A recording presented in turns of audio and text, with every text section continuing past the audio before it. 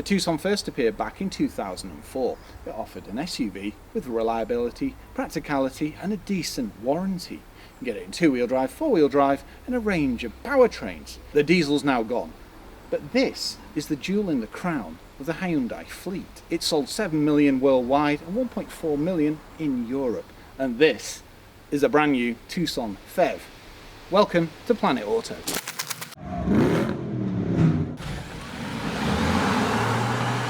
This is the all-new Tucson Ultimate. Now, you can get one of these for around 29,000, but if you're after PHEV technology, well, ours is closer to 44,000. But for that money, it is remarkable what you actually get. You get everything from electric seats through to adaptive cruise control. That's even connected to the navigation system and does all weird and wonderful things. Collision detection, even heated rear seats as well. It's only in the last few years Hyundai have really made their mark. I mean, yes, you will get die-hard enthusiasts who love classic Hyundais, and they seem to be chosen for things like rallying and all types of things, a bit like Protons. Under the bonnet we've got a 1.6 turbocharged 16-valve engine coupled to a 70 kilowatt electric motor, and then there's about a 13 kilowatt per hour battery. You're looking at 0 to 60 in about 8.2 seconds. We've also got a 6-speed automatic, and this is all-wheel drive as well. You can get a two-wheel drive, you can also get an auto and a manual, and there's a 7-speed DCT with dual clutch. And don't forget that you get up to 34 miles of pure electric range. I think there's even an N line. N, not as yet. The new design language is just on point, it really is. I mean, you've got this partial clamshell bonnet, you've got these daytime running lights that are integrated in, and they're not like direct lights, they almost glow and give like a jewel effect. It looks aggressive yet off-roady. And it's pretty chunky as well and doesn't flex when you touch it. Great news. You've got LEDs all round, high beam assist, and they're automatic as well. Lots of safety on this car, including adaptive cruise control, collision detection, AEB. We've got parking sensors on it as well. The 360 camera, meaning you get a front camera. It's taken the, how do I put this, rather bland front and made it funky. Now, we took this on one heck of a road trip, and we did about 400 miles in it, and it never skipped a beat. If you want to see that, click here. But the styling from the side is just, it's a fusion of off-road yet sporty. I've never seen body lines that flow like this and then go like this and then go like this. It's just, Pythagoras comes to mind. Keyless entry, keyless go, power folding door mirrors, blind spot detection, and that's a point. We've actually got a tech pack on this as well, so it gives you lots of extra toys too. 19-inch rims, interesting style as well. You've got the diamond cut finish, and then you've got the black paint as well, so when it's revolving it looks rather funky. Also a decent profile on the tyre, so it's pretty good off-road. Even though this isn't really marketed as an off-road vehicle, it does have terrain modes.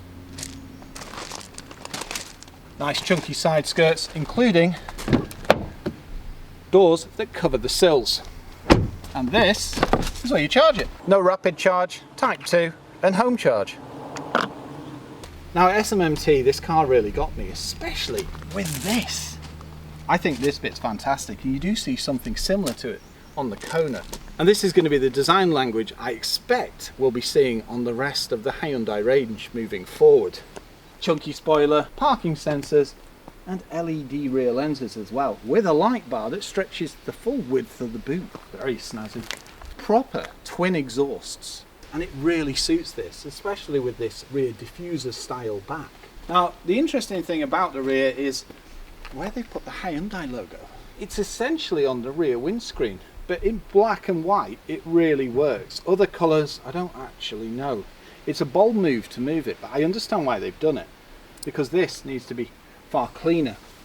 You've got your camera under here, and that's your boot release. Blazing sunshine and no rain, but that's a good thing because this doesn't have a rear wiper. Or does it? Stealth ninja wiper. Let's clamber on in. Decent ride height makes it nice and easy, and when you approach the vehicle the mirrors fold out, but it hasn't unlocked the car just yet. Press the button And voila, decent ride height, makes it nice and easy to climb in. Instantly, nice premium materials. No grab handle, but you do have an electric seat with the memory functions on the door. That's only available on the Ultimate. And if you do fancy towing, always check the specs first and make sure you actually can. You can adjust the headlamp height here. Nice leather wrapped steering wheel, chunky build quality, and a 10.25 inch infotainment screen and brand new cluster as well. And this is far more integrated than the previous gen, and it just looks fantastic in here. It's modern, it's sleek. I suppose it's kind of minimalist as well. And yes, do not shoot the messenger. No rotary dials like the previous gen. And there's lots of piano black as well. Now it looks very smart, but I like it. And I know I'm in the minority when I say that. Most people do prefer rotary dials, but I understand why they've done it, because it looks far cleaner. You also have some paddles on the back of the steering wheel. The drivetrain's an interesting one. You don't actually have a stick. It's comfortable, it's fun, and it can shift. We've got a premium sound system. Krell. Mind you, that is a damn good film. In a word, it is absolutely banging. The bass lines rivals some of my systems back in the day. Infotainment screen has got navigation, Apple CarPlay, Android Auto, and you can set some of the car's settings as well. You've even got ambient lighting and a floating dash as well, so you've got storage points down here. Soft touches left, right and centre, including the top of the doors, and I'm a real fan of this fabric in here as well. Nice accents, and I do like this chrome, the way it flows round. I suppose it reminds me a bit of the NSX. I know that's going back old school, but you feel encompassed, which means you're at one with the SUV, and I like that. 4 USBs in this car and a 12 volt. You've also got a wireless charging pad as well.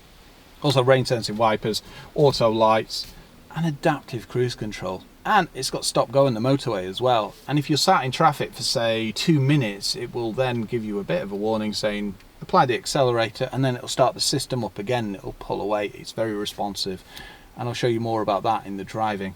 Lots of safety, as I mentioned too. It's comfortable. You've got fully electric seats. That's only on the Ultimate. It's the same with the tech pack. You can only get that on the Ultimate too. You've got hill descent control, heated steering wheel, and also you can operate your parking cameras. And if it's in a parking spot and you think, I don't fancy opening the door, you can actually move your car forwards and backwards using the key fob.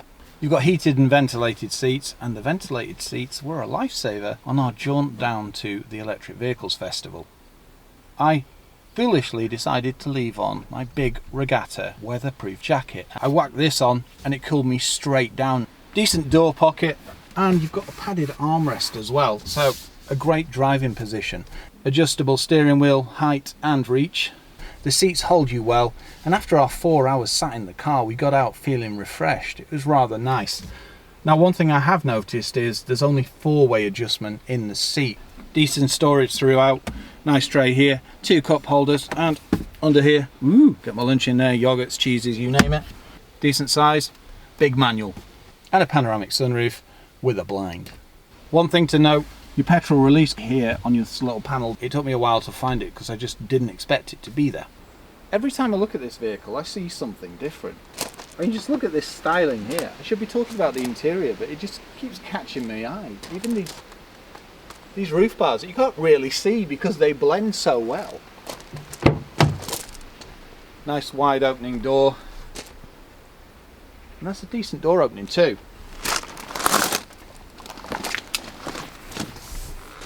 Okay, I've been a little bit lavish in the front with my seating position. Makes sense. But interestingly, there's about 2 centimeters more footroom in here as well now, because the vehicle's, I think it's fractionally wider and longer, and the cabin space has changed as well. Ooh, pull up blinds, very fancy. Soft touches on the back as well, so great. And weirdly, I have a grab handle here. It really does confuse me why some manufacturers just don't put a grab handle in the driver's side. I just don't get it, because there's actually a recess for it. In here, it's nice and comfortable. I can lean right back, and I've got decent headroom. I've even got a recessed area for my knees, and yes, I love the way that I can get my feet under the seat. It's lovely chrome and piano black insert and some black gloss. and a nice padded armrest as well. Electric window, and yes, I have a rear heated seat, decent cup holder as well. Pull down armrest, 2 cup holders, and the very comfortable seats. Now, I never mentioned climate control in the front because I wanted to leave it till now, because this is tri-zone, so you've got the vents here and you can adjust using the buttons here. Oh my word, it's still got the cellophane on it. No one's ever removed it. Should I remove it? No, I can't. 2 USBs as well. Map pockets, or nets. Not seen nets since probably something like a Mark 1 Escort. Awesome. It's quite light and airy in here. Yes, believe it or not, I've actually been quizzed on what that means. I've got a lot of space, it's nice and light, and there's a lot of air flowing around me, so it's nice and comfortable. Just in case you were wondering. This mini window at the back lets extra light in as well, and if you have the blind open, it's pretty damn good. Isofixes on the back of the seats, and 2 people will be really comfortable on a long journey. 3 people on short journeys, and I mean short journeys. There's also an abundance of airbags around the vehicle, including, I don't quite know where it is, but allegedly there's one in the centre that stops you from banging your heads together. Don't mind me, I'm just reclining. Yes, you can adjust the back of the seat with this lever here. And you can bring it forward to about, where is it? It is there, which will increase your boot space as well. Now we've got power tailgate. You can operate it using the key fob, the button there, or a button on the dash. To use the key fob, hold down. Once open, 588 litres of space. Now this is a touch smaller than the other models, but that makes perfect sense being a hybrid. No boot lip, and extra storage under here. Home charger, type 2. Also an inflation kit, sub base. Shopping bag hooks, 12 volt socket, and to drop the seats is nice and easy as well. You just literally pull this. A pull out load cover. Also at 6'3", I can't really get under here unless I crane. Would have been nice to see a little bit extra. Also that's probably quite handy, my height. All good. 40-20-40 folding seats, and you can drop the centre as well. And the other thing about the reclining is each seat can be at a different level. To drop the seats, simply pull this. And when it's in this position, it's actually locked. So you need to pull this, which is on the side, to release. And then it'll go back to this point, unless you hold the lever up, and then you can push it as far back as there. If you drop the seats, it'll increase to 1,737 litres. You'll easily get a couple of mountain bikes in there. Very relaxing. We're in EV mode, and I've just found the sport mode. You've got a petrol engine, in this case, which is 1.6 turbocharged 16 valve, with an electric motor, which is about 67 kilowatts. Combined 0 to 60 in about 8.2 seconds. And up to 30, I dread to think what the time is, because it is rapid. Are you ready? I am. Ready, Racer 1. I know that's a play on the words, but... I'll just floor it, see what traction's like. Very good. Punchy! Very good, and up to the limit. It didn't wheel spin, and it was bucketing with rain. It just gripped and just launched. Yeah, it was very tightly controlled in a really good way, wasn't it? Yeah, it was, yeah. You can even play around with it on roundabouts and all types of things. It's got a bit of power, and we'll do a final boot in sport mode.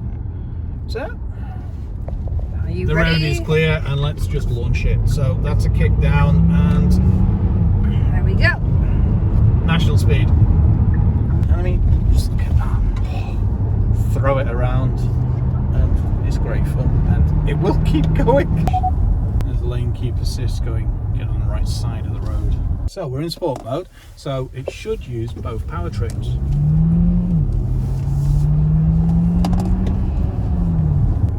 It's quite refined in here, so even when it's under heavy load, it's still not that loud. We can also change the drivetrain as well, so there's a terrain mode here, snow, mud, etc. I'm just going to select hybrid mode, and that way it can recoup when it gets a chance. So we've got 367 miles of range, and the battery we've got about 3/4. So what it should be doing now, especially on these back lanes, it should be recouping whenever it gets a chance. So if I back off, can feel a level of regen. We're currently getting 47.5 to the gallon. We're in eco mode, so it'll be interesting to see what that reflects as when we get on the motorway. Now the thing that gets me about this is the economy. It doesn't seem to offer the same figures that you'll get in other PHEVs. In fact, we only managed to get it to about 50 miles per gallon. The steering's nice and direct, gives good feedback, and it weightens up nicely. And the engine and the motor combined offer up to 260 PS. Nice smooth transitions through the modes as well. When you get to a roundabout, if you just plant your foot from the line, it will get off pretty swiftly. It doesn't seem to wheel spin much either. It seems to be able to control the power, which isn't always the case when you've got a hybrid powertrain. To make manoeuvring nice and easy, you've got parking sensors front and rear.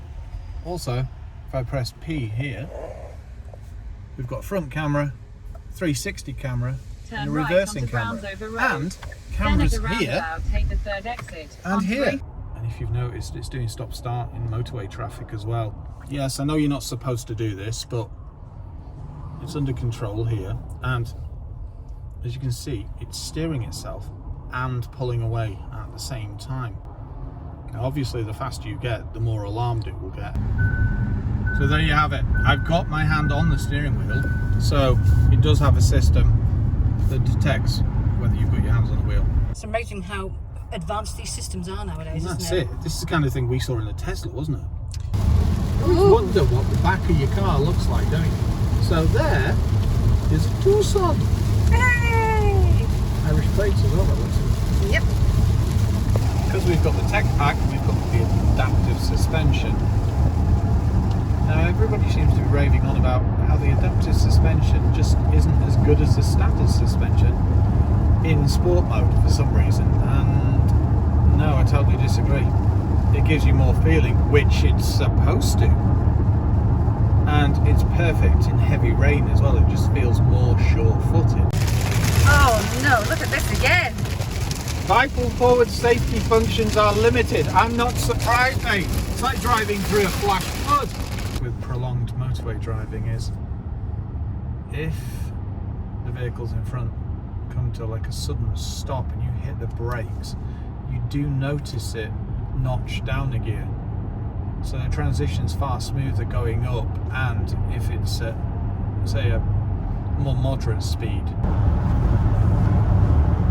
You'll no doubt remind me I'll need a coffee break at some point. Body roll, unless you really launch it into a corner, is, well, it's what you expect for an SUV. It's just comfortable. So it's not wallow, wallow, wallow at all. It's just good. It feels well planted. The suspension's nice and comfortable. Potholes don't seem to bother it in the slightest. It's a bit like our Drive. That didn't bother it either. Hyundai i30N. Oh. Now I've been behind the wheel for quite some time, I have noticed you do hear quite a bit of tyre noise, but it seems to be only on the really bad bits of the motorway, which is realistically 90% of the flaming UK. But when you get a nice piece of tarmac, ooh, it's very quiet, isn't it? Yeah. And just when we thought it couldn't get worse, I spoke too soon. It got worse. We've now got the side wind kicking in as well. But it still feels very well planted, doesn't it, Ben? Yeah, it does. And the interesting thing is, it's not blowing around. It feels... I mean, look at it. I'm holding the steering wheel quite tight, but I would do in this kind of weather. But if I loosen up, it's still... So yeah, the lane keep assist is really doing its job. So we're going to go and pass the Tucson. Let's have a look at it.